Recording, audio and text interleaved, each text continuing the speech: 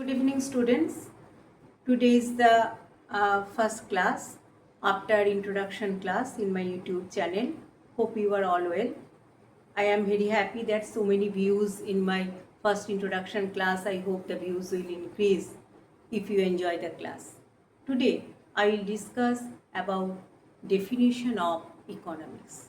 What is economics? Economics is the allocation of scarce resources through production, consumption, and distribution. You get three words. First word is production, second is consumption, and third is distribution. What do you mean by production? Production means creation of utility. What is utility? Utility is want satisfying power. That is called utility. And what is consumption? Consumption is destruction of utility. Production, consumption, and distribution. These three terms are associated with economics. Economics comes from the Greek word oikonomia. Economics comes from the Greek word you find in the board that is oikonomia. Oikonomia. Oikonomia. What is the meaning of oikonomia? Oikonomia comes from two parts. First is oikos. Oikos means the household and nomos means management. So economics means management of household. Okay.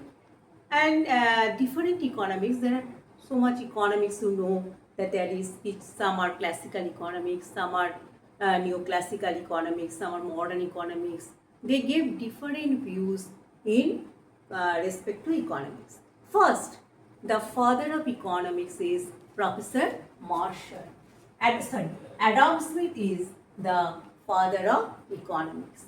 He wrote his famous book in 1776. What is the name of the book? The name of the book is Wealth of Nation. According to Adam Smith, economics is the science of wealth. So Adam Smith concerned about the wealth of a country. With the increase of the wealth of a country, the prosperity of a country increases. Second definition given by neoclassical economics Professor Marshall. Marshall is not concerned is the context of wealth. He is concerned with how this wealth comes to the scarce utility of the human beings. You have so much money in your bank, so much houses, so much jewelries. But when you need this, if you do not get them, they do not create any type of utility. So Marshall is concerned about the creation of utility with this wealth. Okay. Next, Professor Robbins. According to Robbins, according to Robbins, he gives stress on two things. One is the supply of resources and other is demand for resources. We know that the supply of resources is limited in limited in our nature, limited in our world, etc. But limited in our economy. But demand is unlimited. So Robbins' question is that how to create utility with these limited resources to meet the unlimited demand.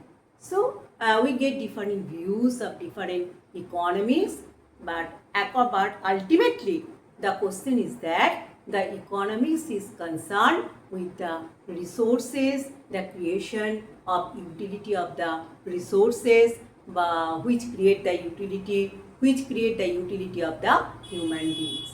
There are two branches of economics. One is microeconomics and other is macroeconomics. Microeconomics comes from the Greek word, microeconomics. What is microeconomics? When you see the economics in the microscopical view, that is the microeconomics. So key elements of microeconomics: theory of demand, price theory, producers price theory, market theory, that is the that is the domain of microeconomics. And macroeconomics when economics as a whole, that is the macroeconomics. Aggregate demand, aggregate supply, national income of a country, that means the total whole income of a country, inflation, unemployment, business cycle, fiscal policy, monetary policy. These are the elements of macroeconomics. So our question, that is an important question, the basic difference between microeconomics and macroeconomics. Microeconomics concerned to the production, consumption, market, and macroeconomics concerned to the total economy, total income of the economy, fiscal policy, monetary policy, inflation rate, business cycle, unemployment rate, etc. Next we come normative economics, positive economics, and normative economics. Positive economics the positive economics explains the fact of the economy.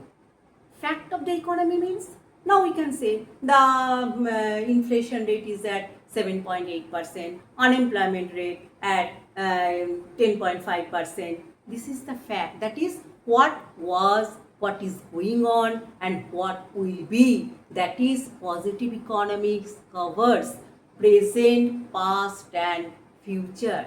It describes the fact, what is going on, what was, and what will be. But normative economics discusses about the fact.